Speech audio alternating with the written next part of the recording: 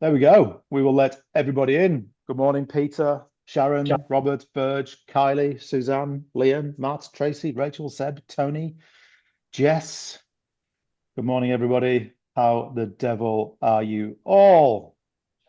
Would you be kind enough to mute your microphones and turn your cameras on if you're feeling happy and shiny and brave? I keep getting all these requests to record the videos, which is very exciting. I have to say no, though. I have to decline. This is privileged Recruitment United IP. It has to stay in the vault. Right. Good morning, everybody. I'm going to keep awkwardly admitting people whilst I try and pretend that this webinar has started seamlessly. Jarrod, top left corner. Can you give everybody a wave so they can see who you are? Hey, everyone. This is Jarrod Ross, everybody.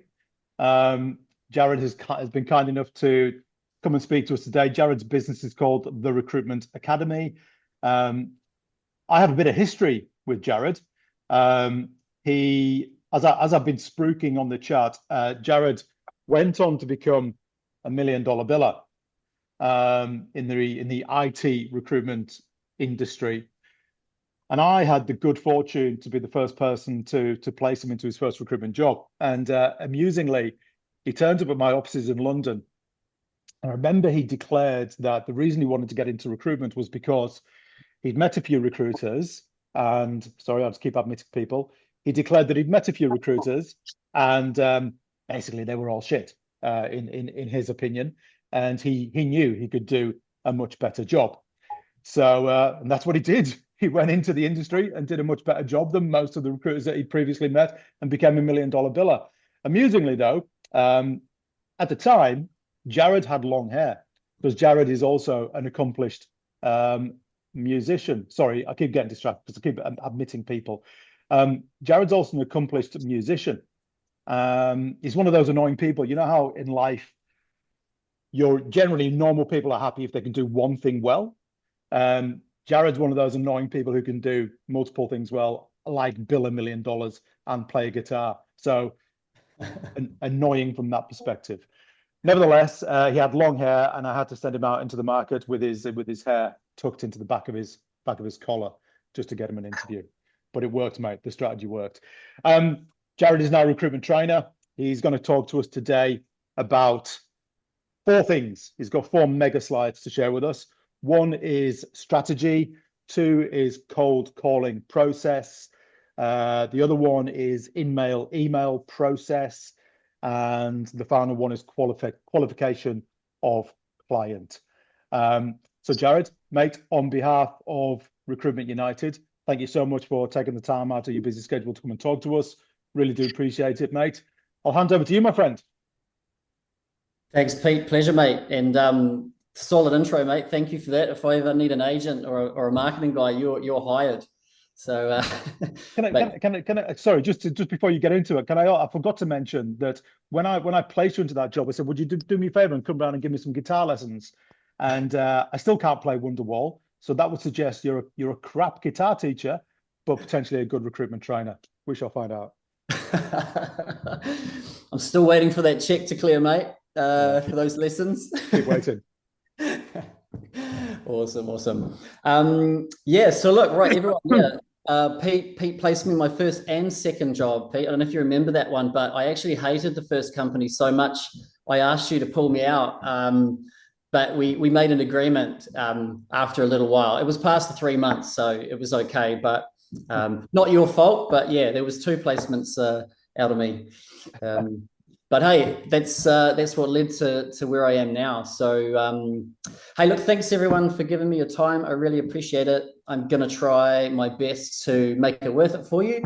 Like Pete said, I got 4 slides. I've chosen these 4 because I think they're all sort of really foundational pillars to be successful in recruitment, and particularly with business owners. So without further ado, I will just jump into the slides. 1 second. Okay, can we see that? Yes. Awesome. Okay, cool. So, as Pete mentioned, this is going to be around business development and qualification. The reason I've included qualification in there is because I do think it is a really fundamental part of business development, and I'll explain why in a bit.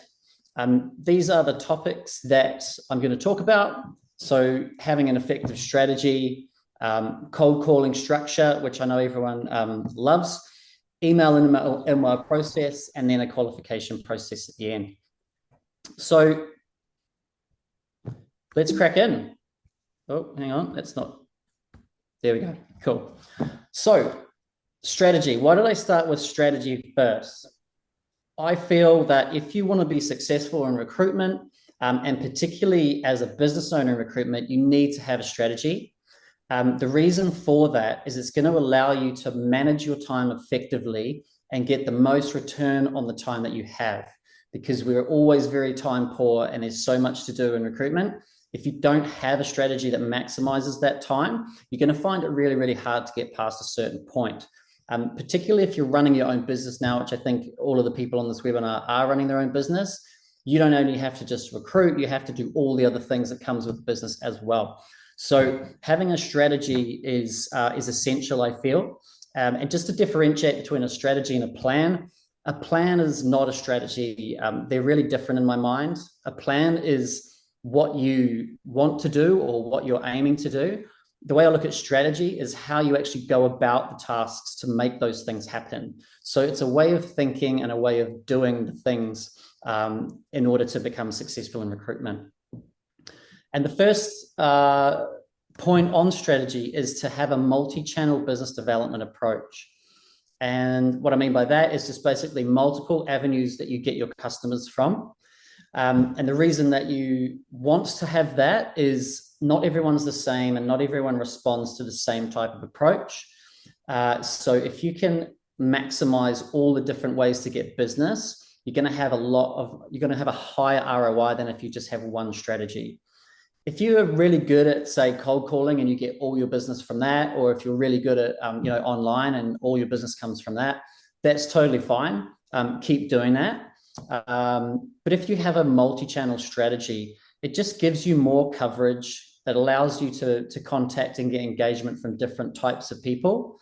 And, the more people you get who like you, the more business you're going to get. And I'll go into two of those strategies in the next two slides and explain what I mean around having a strategy and approach for it.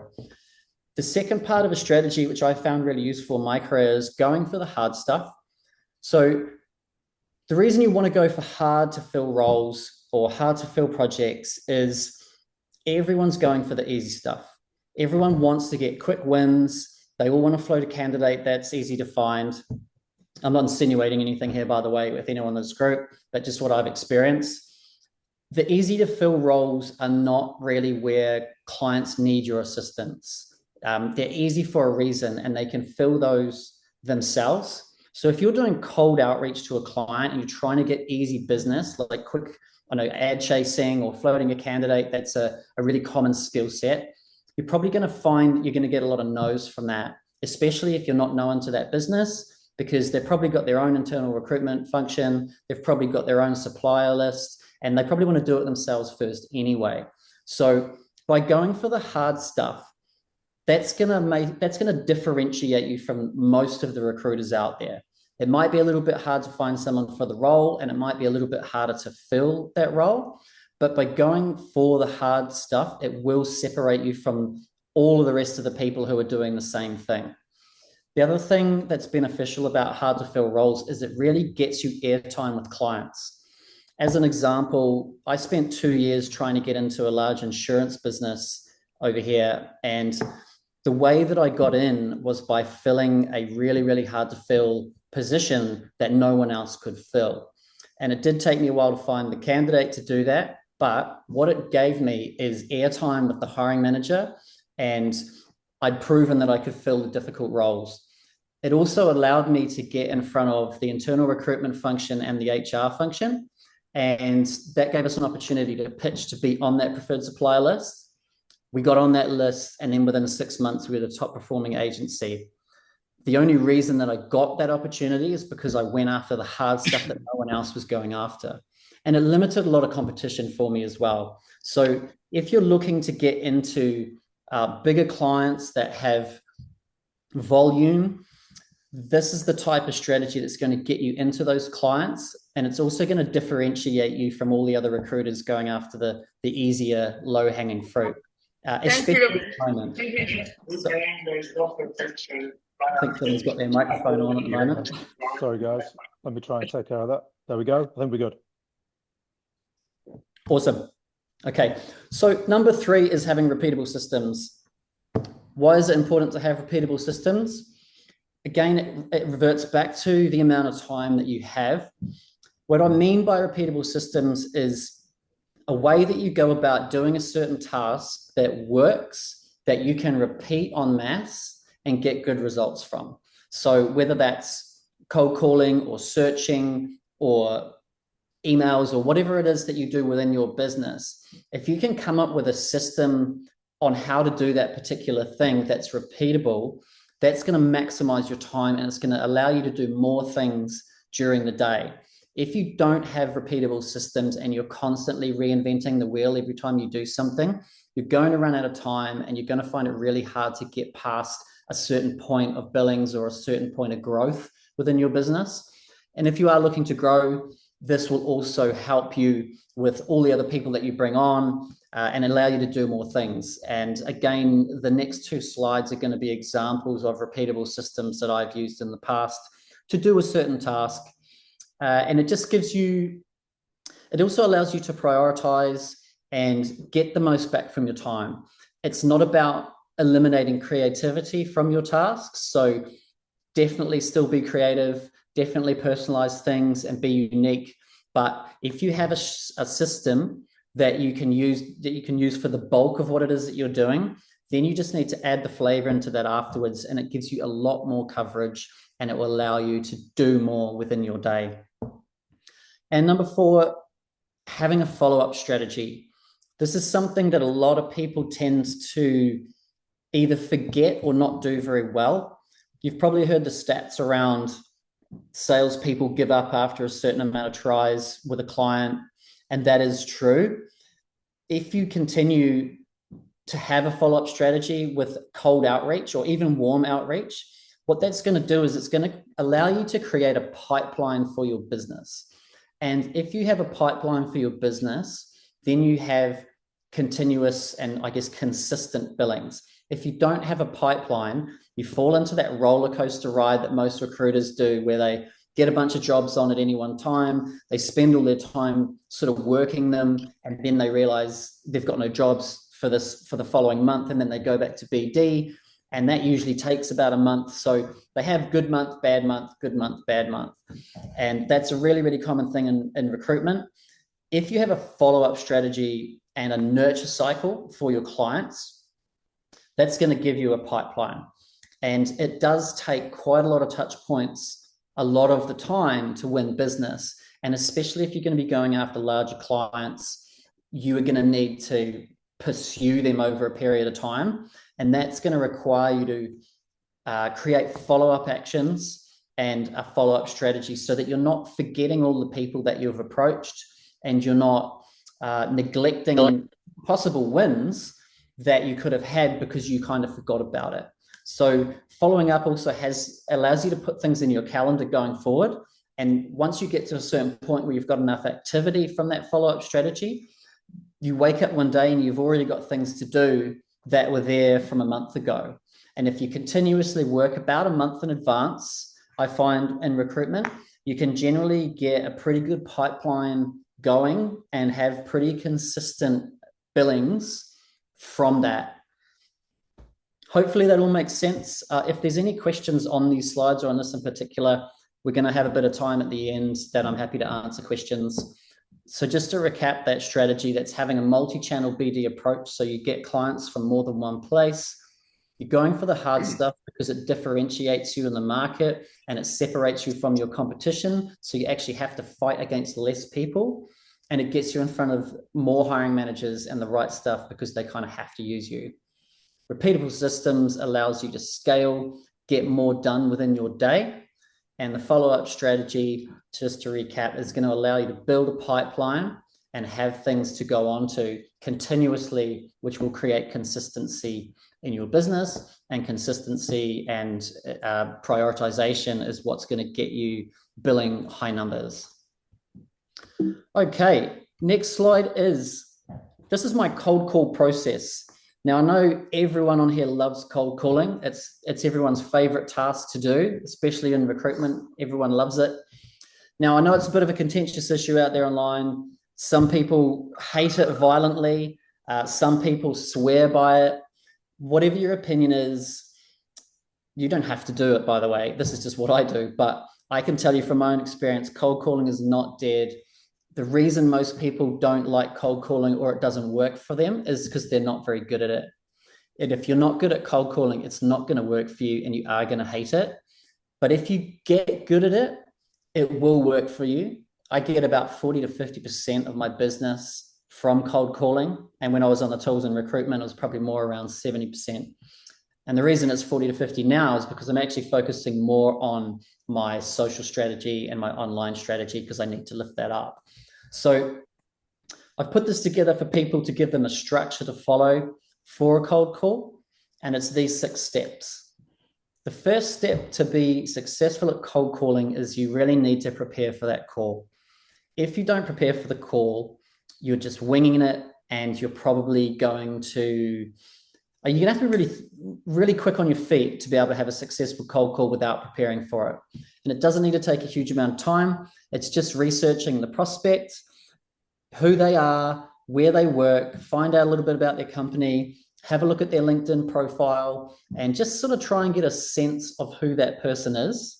And then that's going to allow you to tailor your approach and personalize it to that person. And it's also going to demonstrate that you know a little bit about them already and you've done your research, so that you're not a lazy recruiter, you're actually proactive and you've put a bit of effort in. And that's kind of the first thing you need to demonstrate to people. The second thing with preparation is you need to set a really clear goal on what you want to get out of the call. And that means writing stuff down. The amount of recruiters that I meet who don't write things down before they get on the phone really does blow my mind. I would freak out if I didn't do this. I still do this 18 years later. I still write down who I'm calling, where they're from, why I'm calling them, and then a few questions that I can rely on. Because by having all this information written down, I don't have to use my brain now to think and remember these things. I can just really easily look at that information and I can save all my brain power for thinking on my feet, being creative, and trying to answer the questions, on the spot, and actually listening. I don't have to worry about these things that are already written down for me. So write your stuff down, and whatever your goal is, whether that's getting a meeting, whether it's pulling a role, maybe just introducing yourself, floating a CV, whatever that goal is, make sure that you really understand why you're doing this call. And then that's going to allow you to take the conversation in that direction and maximize the time, because you're not going to get a huge amount of time with people on cold outreach because, most people don't like being cold called. But if you're effective at it and you've got a really good system, you can get the information you need and you can actually make a really good impression on these people. So once you're prepared, you're going to do your pitch. If you don't have a really good pitch, you're not going to get to do the next 4 steps in this process. So if you feel like you're struggling with your pitch or it could be better, spend some time creating it and practicing it, because it really is the first fundamental skill you're going to need to learn for cold calling. And it's really when most people fall down. If they don't have a strong pitch, the people on the other end of the phone can kind of tell straight away that you don't really know what you're doing, and then they're going to disengage. Whereas if you're really confident in what you're saying and you know what you're going to say and why you're calling, then you get a lot more buy-in from the person on the other phone, on the other side of the phone. So a strong introduction, that's really simple: who you are, where you're from, and why you're calling. And then a personalized hook is either a question that you've written down that is relevant to that person, or a statement that invites them to say something to you. And that's kind of what you want to get done reasonably quickly. You don't need to talk super fast on your pitch. In fact, top salespeople actually speak 6% slower than most people. And by speaking slower when you're cold calling, it makes you look more confident, and that you're not afraid to take the time to say what you're saying. So I would advise, if you're doing your pitch really, really quickly, just try and slow it down, use pauses, and just don't be afraid to get to the end of it. You know, it's not going to take that long to get to the end of it anyway, the who you are, where you're from, and why you're calling, but it needs to be delivered well and confidently. And then that personalized hook is something that you've done previously when you're preparing, and it's something unique to that person if you can possibly find it. Sometimes you don't have enough information and you have to do, I guess, a generic or stock standard kind of pitch. That's okay. But where you can, try and find something out about a person before you call them. It's just going to give you a little bit more clout when you're calling them. Once you've got your pitch done, let's say the person is engaged or they're answering you back, you're going to move on to the qualification piece. And this is where you want to spend the bulk of your time, because this is where you're going to get the information you need to be able to sell back to them. And qualification is really about asking the right questions, open-ended questions, and listening. People tend to jump straight into selling when they call people up. It's really the wrong way to go about it, in my view. I feel that selling is about listening. It's not about talking. So if you are having a phone call or a meeting with someone and you're doing most of the talking, that's not really a good meeting.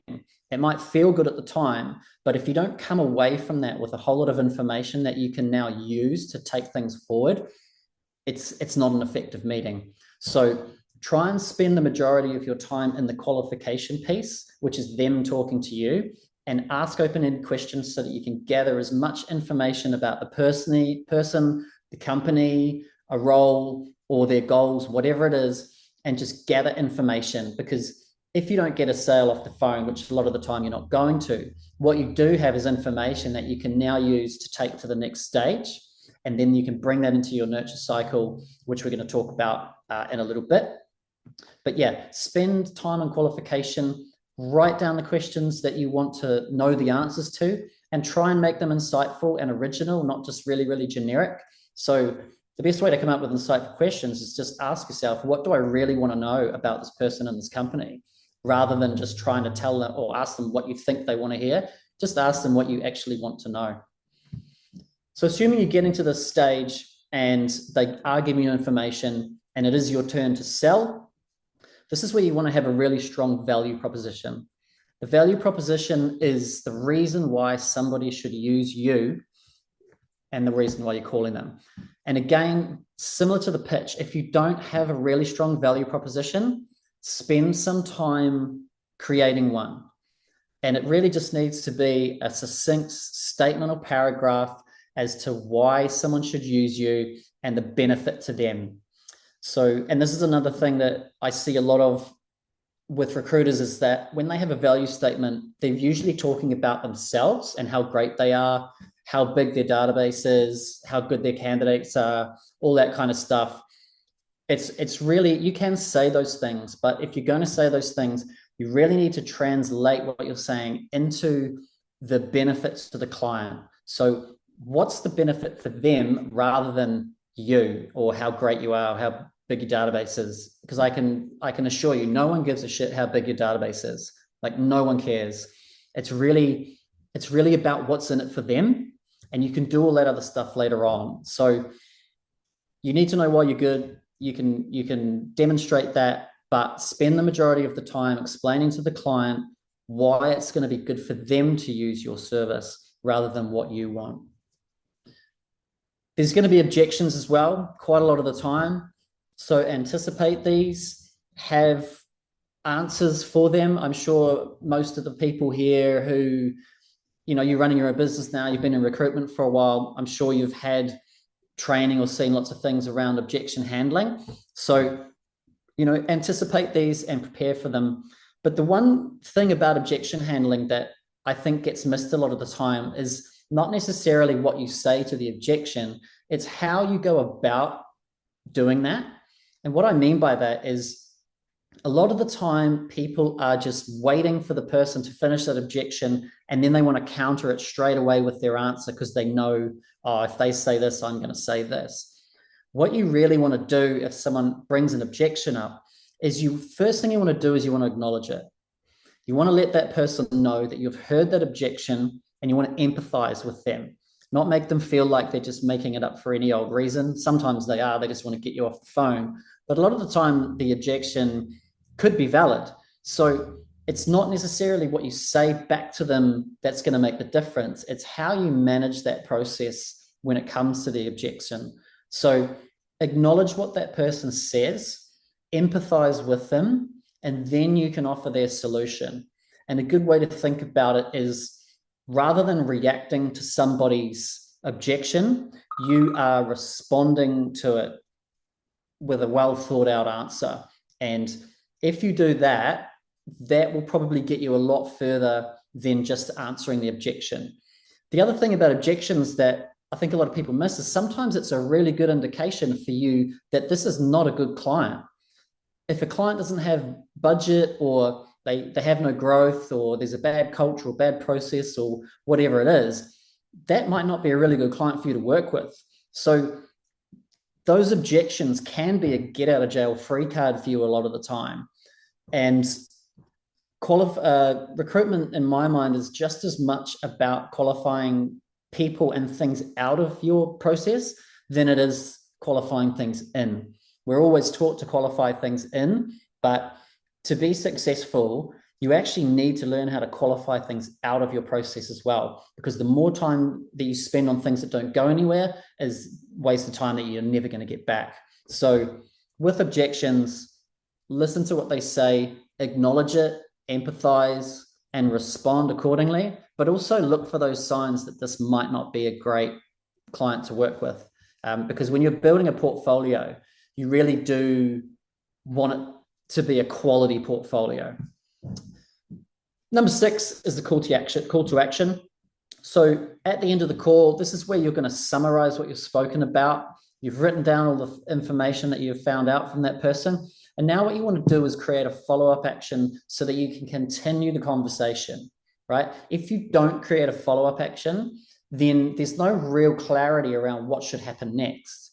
Every time you meet someone or speak with someone, you want to set the next part of the process in motion. And that's letting them know that you're going to do something, or this is when you're going to meet, or they're going to send you something. Whatever that task is, make sure that you really communicate that to your client, and so that they know something's going to happen next, and that this is just not a one and done conversation. And that feeds back into the follow-up strategy that I talked about in the first slide, which leads to your pipeline, which will lead to consistency. Okay. Again, hopefully that all makes sense. I know I'm talking really, really fast. I usually don't go through it this quickly, but I'm trying to give it as much away as I can in the time that we have. Hey, so, Jarrod, sorry, mate, before you move on to the next slide, there's a couple of questions here from the group. Yeah, go for it. First one is from Louis. Do you have any examples of really good / different questions to ask a client at qualification stage? Yeah. What I tend to do when I'm meeting a client for the first time, or introducing them for the first time, ask them what their goals or their business plans are. Most people don't ask that question because it's a really broad question, right? Most people are asking, do you have any requirements? Do you have any jobs for me? Are you hiring? You know, that kind of stuff. I try to start a little bit further back than that and just zoom out, look at the client as a whole, and ask them, what are you trying to achieve this year? Like, what is it that you want to do? And the reason I like that question is it really forces them to have to think about it. And most people don't have a predetermined answer for this. They generally have predetermined answers for, are you hiring? You know, what are you looking for? All those kinds of things. So that would be a good example around getting an understanding around the client, is asking them what they're actually trying to achieve as a business. And then what is that person trying to achieve specifically themselves and their business unit? And people generally love to talk about themselves and what they're trying to achieve. And you can then, what you're looking for with that is, you know, where are the problems? What are they struggling with, and what can you help with? Hopefully that answered that question. Thank you, mate. There was one more from Sharon. Yep. Do you have any examples of common objections and how you've handled them? Yeah, the most common objections you get are probably going to be, we have a preferred supplier agreement, we don't have any budget. You know, those are two that come up all the time, or we don't use agencies. And let's take the PSA one for an example. Is when someone says that they have a preferred supply agreement, generally you're going to be talking to in-house recruitment at this point, I think. What I tend to ask in that situation is, how do you go about choosing the agencies that you put on your list? Like, what's the criteria that clients have to meet in order to get on that list? And I guarantee you no one will have an answer for that, because most people in internal recruitment have either inherited that preferred supplier agreement or they haven't looked at it and it's been the same for years. People generally don't want to add recruiters in, right? And so there's other stock standard responses like, what do you do when you can't fill a role through your panel? You know, do you go outside it? What are the hardest things you find to recruit for? And that's kind of steering the conversation away from the supply list. I would try and come up with questions that give you information and that are probably more unique to them. Another really good one on that point is ask for advice. And I really love this one. I came up with it a while ago when people kept saying PSA. I say, what advice would you give me? Or what advice would you give somebody like me who really wants to work with your business? What advice would you give me in order to be able to do that? And then they have to tell you what you need to do. And then they have to come up with something really good, because they're going to look a little bit silly if they don't know why they chose their agencies. So that last one in particular, try that. It's a real treat. And then, yeah, the ones I mentioned previously as well should hopefully work for you. Thanks, mate. Cool. Should I move on to the next one? Yep. Okay, great. This is the in-mail business development process. Now, the reason I have it like this, the way that I've, I guess, framed it up in this particular context is for cold outreach. So getting in touch with somebody that you've never spoken to before, but you can actually still use this for people who you are engaged with or warm leads. It's really just designed to get someone to come back to you if they're not communicating back to you. And so I've broken this down into four stages. The first stage is your initial approach, your cold outreach. That's day one. So whether that is an email, whether that's an in-mail on LinkedIn or whatever, this is where you're doing your introduction. And similarly to your pitch, if you were going to cold call someone, this also needs to be a really well thought out, well structured approach to give you the best chance of getting something back from them. And if you haven't revised your emails or messages lately, I would really suggest doing that. I actually have several different types of messages and different types of pitches that I battle test depending on the people that I'm approaching. And earlier when I spoke about doing research and profiling someone from their LinkedIn profile, based on what I gather from that, and it is a guess, but it's an educated guess, based on that, I will decide which one of my pitches is going to be the best, whether I need to be, a little bit fluffy and nicey nice, or whether I need to be a little bit more direct because the person looks like they're, super busy and, they don't have time for chit chat. So when you are doing your initial approach, really think about it. And if you're unsure about whether it's good or not, just ask yourself, if somebody sent this to me, would I respond well to it? Would I actually write them back? And again, these things are harder than they look or harder than they sound. So spend some time on that, because you only kind of get one shot to introduce yourself. Let's assume you've done that and then you haven't got a response back from the person on LinkedIn or the email that you've sent. What you want to do a day or two later, so day 2 or 3, is you want to send them the bump. I think I stole that terminology from marketing or advertising or something. I'm not sure where I got that from, but I liked it. And the reason I like it, it just indicates that it's just a follow-up message saying to that person, hey, did you get my message? I wrote you the other day, really keen to hear from you, or however you want to phrase that.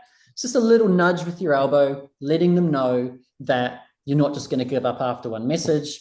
I sent you a message. Did you get it? Would love to hear back from you. What you can also do at this point is you can actually give them something, so a value add.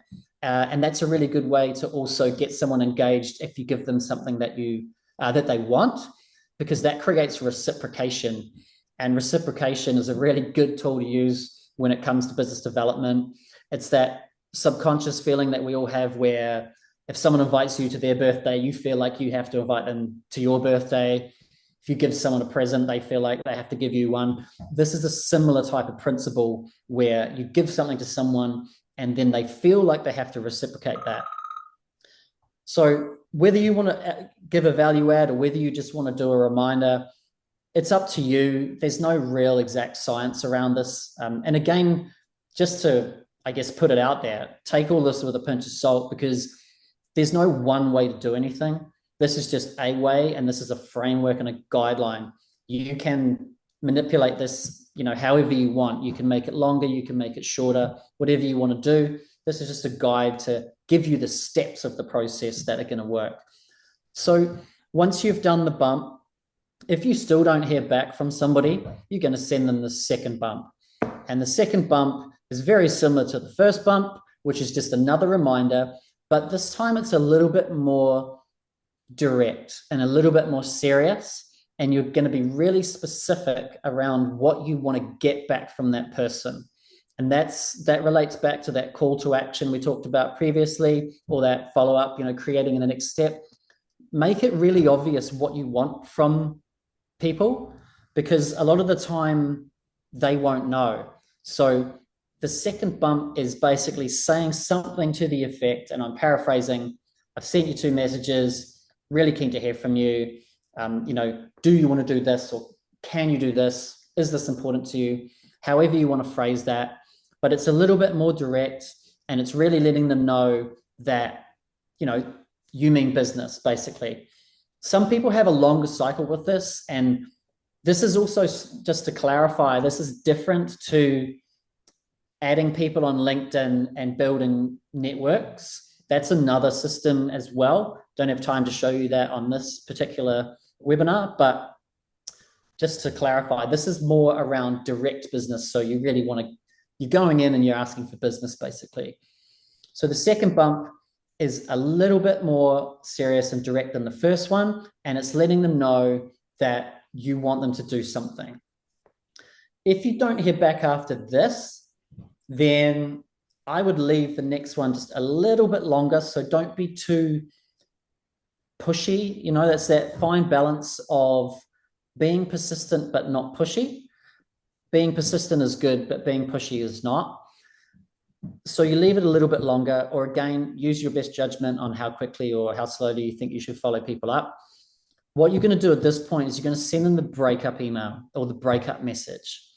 And this is really, really effective for people who are actually interested in what you do, but they just haven't had the time to come back to you, or they've not prioritized coming back to you. And the breakup is essentially saying something to the effect of, hey, I've messaged you a few times. I'm assuming that you're either not interested or this is not a priority for you. So I'm going to leave you for now and I'm going to move on, all the best. And what this does is 2 things. The people who aren't really interested in you at all and aren't going to answer you, they will just continue to not answer you. And then you know that you're not really going to get anything back from them. But the people who are interested, and this could also be, like I mentioned before, if you've previously engaged someone, this works for them as well. It lets them, I guess it pushes them to the cliff and says, okay, if you don't answer me back now, I'm going to move on, and you're basically going to lose out on whatever it is that we're talking about. And this actually, I did this a couple of weeks ago to a client that I'd actually met, and we talked about training, and a few things popped up, and he kind of dropped off the radar, and I sent him a couple of follow-up messages and he never came back to me. So I sent him the breakup email just saying, hey, look, obviously not a priority for you, or you're not interested. That's totally fine. I'll just leave you for now. I'm going to move on. And about 5 minutes later, he rang me back and said, hey, look, I'm really sorry. You probably think I'm a bit of a dick. I've just had this, and this going on. I am still interested to talk. And that was great because now I know that he's actually still keen on what I do, but I need to wait for a couple of weeks so he can get through whatever it is that he's getting through, and then I can pick up the conversation. So it's basically just giving people an ultimatum that if they don't talk to you, then you're going to move on. And anyone that's interested is generally going to come back to you and say, hey, sorry, I've just been busy, or whatever it is. So try that process. I found it really effective. Other people I've given it to have also found it really effective as well. Again, customize it to your needs. You know your industry better than I do. So whatever you feel works the best, then I'd suggest doing that. How are we going for time? Okay, cool. 12:41. Hey, Jarrod, before what I think is the final slide, questions from Nicola and Martina, which is essentially the same question, I think. Can you give examples of good value adds, referring to your number 2 on there? Yes. I actually meant to do that, but I forgot. Sorry, I was going too fast. Yeah, so a value add in recruitment is something like a salary survey. They seem to be pretty popular. It could be some market insights that could be relevant to the person you're sending them to. It could be an article, an industry article that's relevant to that person. It could just be, an offer or some information about you. Something that you think the person would get value from is a value add. Now, salary surveys, they've been around for a long time. I'm not quite sure how much clout they have these days, but back when I was sending them out, they seemed to be the most popular thing that people wanted for good and bad reasons. But yeah, anything that you feel the person would be interested in, and you're going to base that off the research you did from their profile or any information that you've gathered from them so far, anything they've spoken about, something like that, or here's some interview tips. Things like that. And these are all pretty common ones, I think, at the moment, but those are the kinds of things I mean by value add. One thing I've been sending out recently is productivity hacks for recruiters. So I think it was 5 or 6 hacks that they could use to maximize their time and be more productive. So something like that worked for me. For recruitment, if you're on the tools, something like a salary survey or market insights or stats or something, that's an example of a value add. Thank you, mate. Cool. All right, last one is qualifications. So understanding client needs. And the reason that I've included this in business development is I feel that it's intertwined. It's not its own thing. It is its own thing, but it's very much part of the business development process. And the example that I've got for this, I'll give you a real life example of something that worked for me in a second. But essentially, when you're getting in touch with somebody, there's 3 things that you want to know to establish whether A, this is a good client to work with, or whether there's opportunity for you there. The first one is, what are you doing? What are you doing as a business? What are your goals? What are your plans? Or even better yet, what are the projects that you have on at the moment? That indicates that they're doing something, okay? The second part of that, very simple, when are they doing it? So is now the right time to be speaking about this, or is this going to be kicking off in 2 to 3 months' time? So that's going to give you the right time to get back to them. So they've got an exciting project, hypothetically, they're going to be doing it in 4 weeks' time. I'm going to time a call to them in maybe 2 to 3 weeks' time and get a little jump on everything. And then that's going to be the right time for them to talk about it. And then the third thing you want to know is, if they are doing something, and they're going to definitely be doing it, is who are they going to need when they do it? So what are the skill sets they look for? You're going into the kind of qualification of the job at this point, or what they're trying to achieve. And what these 3 things give you is, again, a pipeline, right? Like if you spoke to 20 clients and let's say they all had something on either now or in the future, you're going to be able to figure out when they're doing that, and you can time your communication accordingly. And then you can also information gather along the way so that you're contacting them at the right time. Because timing is everything, as they say. And when it comes to these sorts of things, it really is, because hiring managers are really, really busy. And most of the time, if they're not recruiting, they don't want to talk about it. but when they do need something, that's when they do want to talk about it. And just before I wrap up this one, I'll give you an example of how I used this. When I was billing $1 million a year, I had a contractor book, and I was also doing permanent recruitment, but I was working per client. And one of my clients, luckily for me, they were my best client, they did projects all the time. And so what I would do is I would identify what those projects were. I would figure out and contact all of the hiring managers that were going to be involved in that project and when they were going to be involved in that project, and then what they were going to need when it was their turn to do the thing that they needed to do. And what that allowed me to do was be proactive with my recruitment, because as I'm going along in my day-to-day and I see someone with the right skill set that might match that project a little bit further down the line, I'm just going to mention it to them, or I'm going to mention a client of mine has a project and just get their interest level as to whether they'd be keen to hear about it when it goes live. 9 times out of 10, they are. And just to clarify, you're not promising people jobs here. You're just letting them know that you work with clients that do projects and there's one that might suit them.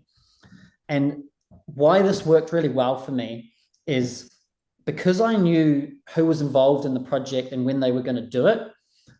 And by proactively identifying candidates in advance, a week or 2, or maybe even 3 weeks before that hiring manager's piece of the project goes live, I've got candidates to present to them before they push the go button to start the hiring process.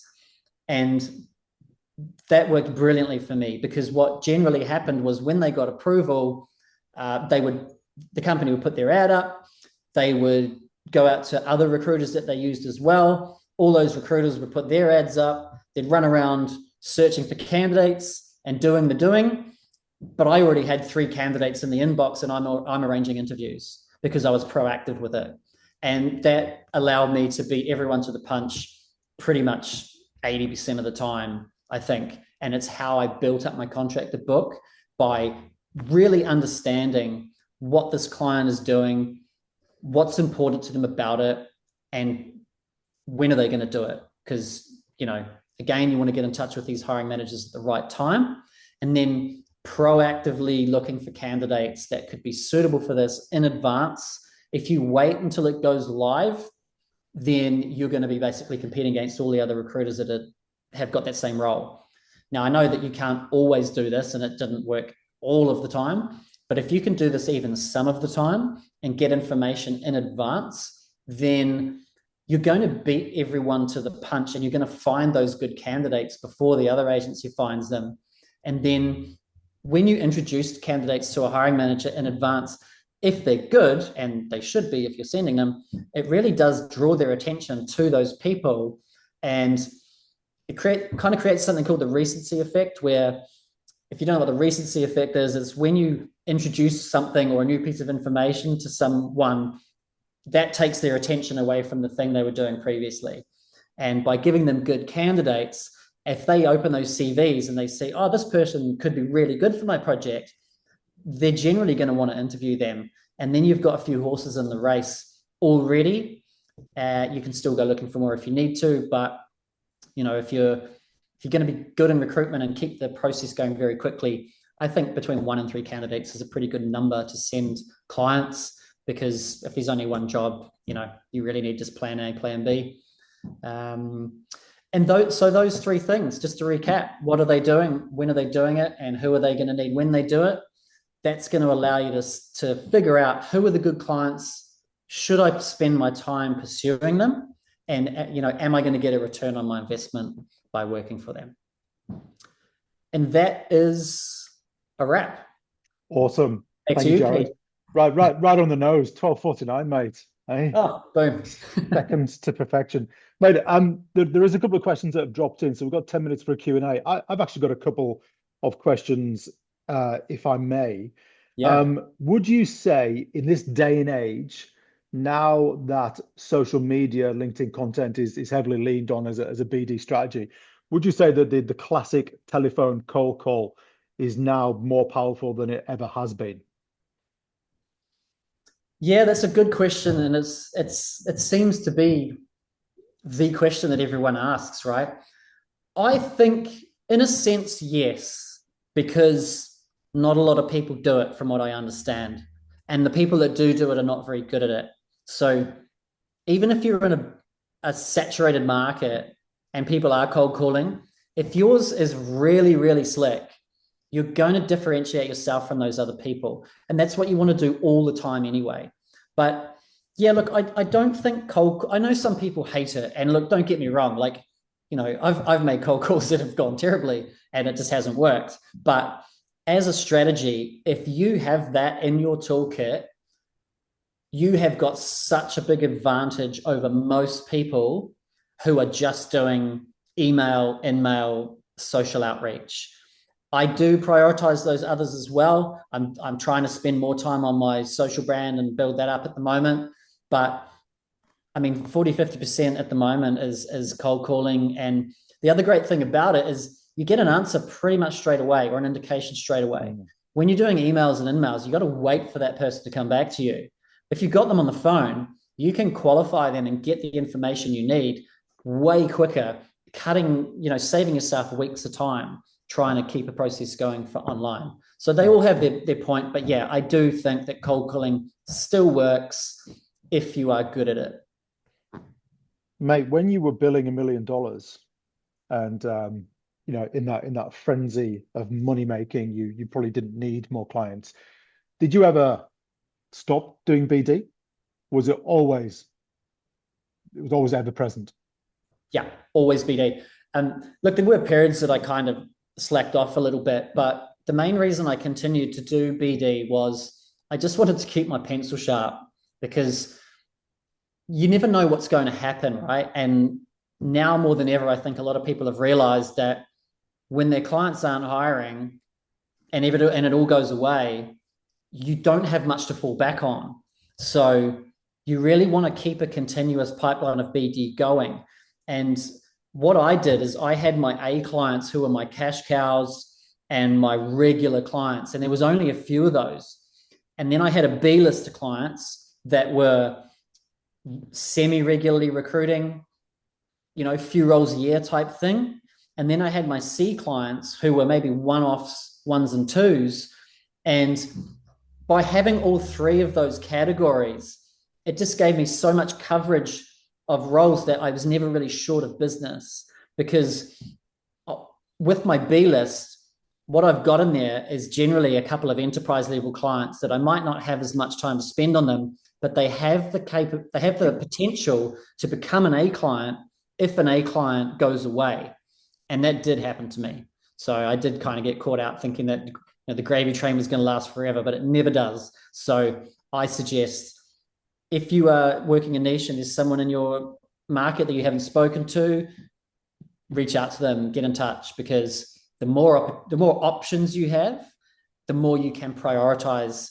And then you're just working on quality rather than, I have to work this shitty role because I don't have any other roles. But everybody, if you have any questions, just drop them in the message box. There is 2 questions here that might be the end of the webinar, mate. So, question from Brian: what do you do with this particular objection, Jarrod? There are loads of candidates out there, so we don't need to use a recruiter, even for the hard to fill roles. Yeah. So I would really query that. I would start asking specifics. So, really, how many did you have apply to that role? How long does it typically take you to run through that process? What are those hard to fill skill sets, and how many candidates did you get from that ad? And did you go outside that? I think when people say that, they're generally either a little bit full of shit, or they don't actually understand that just because they have heaps of candidates that they're going to place the role. Because what I see at the moment and have experienced in the past is that people who don't do recruitment all the time think that if they put an ad up and they get 100 applications, that they're sorted.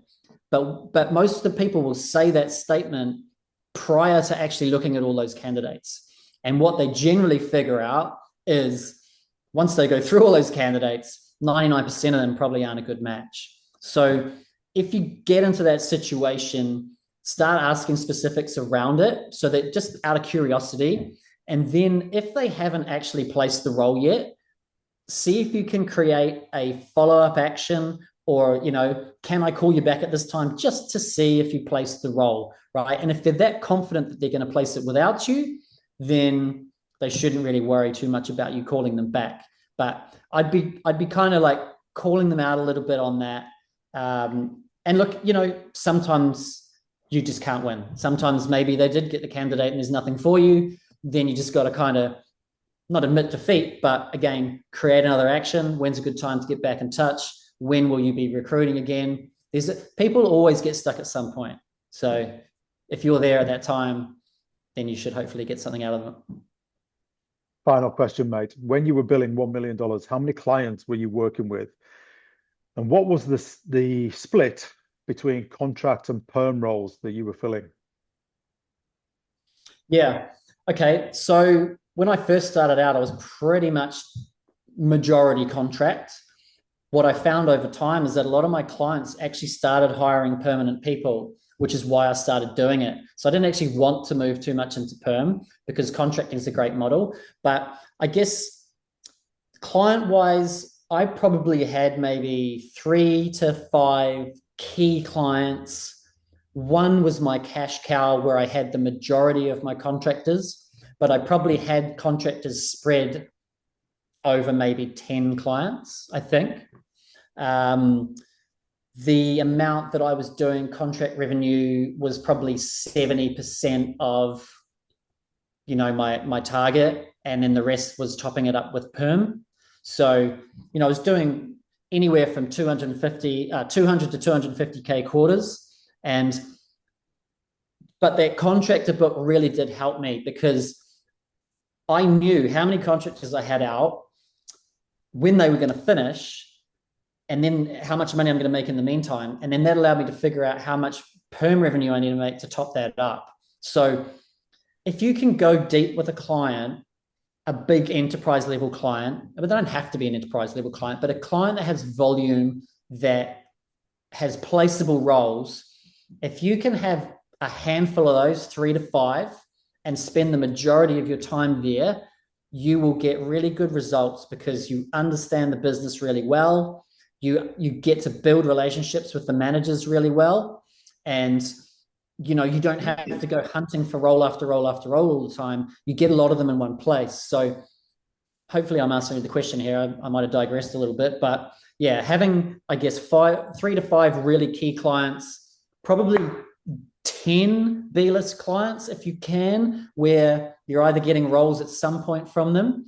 And then the C-list is, that could be 20 clients, right? But they're not clients. They're just kind of works in progress. And some of the B clients are. So really, I think the way to look at it would be, what do I want to make, or what am I aiming to make? And do the amount of clients that I have now offer me that? And if they don't, then you need more clients. And if they do, then you're good. But don't forget to go and get more clients from time to time. And mate, you were an IT recruiter, correct? Yeah. In any particular discipline? No, I did. I did everything from support up to program management and a couple of C-level roles. But I spent most of my time around development, architecture, business analysis, and program management. And the reason I like that is that if you're placing program managers or project managers, generally they will be the ones that staff up the projects. So then you know what's coming, right? And then if you know the architecture lead or the development leads, then if they're senior roles, you're going to get a higher fee for it than if you're just doing junior roles. So, and look, people bill $1 million in just perm. People bill $1 million in doing temp, where they get like $3 margins or something like that. It can be done in lots of different ways. But my way was trying to have just high level roles so that they're senior, so you're getting a decent fee for it. And IT is a massive subject, right? Try and stick to a few of your core ones. Like the majority were those things that I mentioned, and there were a few outside of it. But by having a few niche roles or areas that you work in, it allows you to build your IP, build up your connections in that space, and, you know, just become an expert in that space. Now what I'm seeing is that companies are tending to specialize a lot more. So they might just do purely data analytics, or they might just do purely development or a specific type of development. If you're in a market that has enough people in it to do that, that's great. In New Zealand here, we don't have enough people for that. So you've kind of got to spread your wings a little bit. But yeah, a niche is a good place to be, but it can change. So best advice I could give on that is map out your market and figure out where the growth opportunities are going to be. So what are the roles that people are going to be looking for, not just now, but in 1 year, 2 years, 2 years time, because things do change. Technology changes. And if you don't change with that, then you will kind of get left behind. It's a bit of a generic answer. It's probably quite a long conversation, that one, but hopefully that adds a little bit of value. Literally the last question. Did you build $1 million on your own, or did you have a resourcer or a VA offshore support, or was it just you? I had a resourcer. Yeah, one. Yeah, just two of us. Me and her. And they were. I trained them to think like a recruiter, not so much a resourcer. But yeah, there was just the two of us. So I was kind of lucky in that sense. And look, the other thing to take into account is it was pretty buoyant at that time, right? So you're going to find it hard to bill $1 million right now because everything's in the toilet. So do your groundwork now. And then when things pick up, and it is a boom market, that's when you'll probably do those kinds of numbers. But the things that I've just talked about previously, I think they apply regardless of what the market is. Personal question. I'm not teaching you Wonderwall again, Pete. I'm sorry. No, of course I will. Mate, you tried and failed.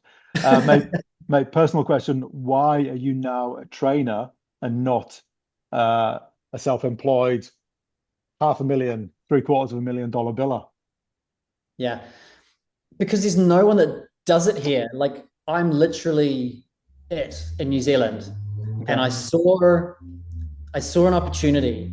If you haven't read the book Blue Ocean Strategy, this is where I got the idea from. There's a lot of recruiters out there. When times are tough, they're all scratching around for the same crumbs. Going into a new market is a big risk, but the things that I gathered was there's a need for it. Even in Australia and the UK, there's probably only a handful of people, I think, that do this kind of thing. So compared to the amount of recruiters out there, there's hardly any trainers. And I do also think that the quality of recruitment needs to lift because, and this is what I'm passionate about, is teaching people to actually be really good at recruitment and focus on quality and get rid of all those bad habits that have given recruiters a bad name. Because we actually add a lot of value to society by helping businesses, hire these people. So I'm just passionate about teaching people and I enjoy it. And there's hardly any competition for me as well. So that's partly it. But I don't know. I mean, I've been tempted back to recruitment a number of times. You might see in a couple of years' time, I start my own recruitment business. I don't know. It could well happen. Yeah. For now, I'm doing this. Mate, if you do, well, mate, you're very, very good at it. You are very welcome to join Recruitment United if and when you ever do start your IT recruitment company again, but hopefully things don't come to that.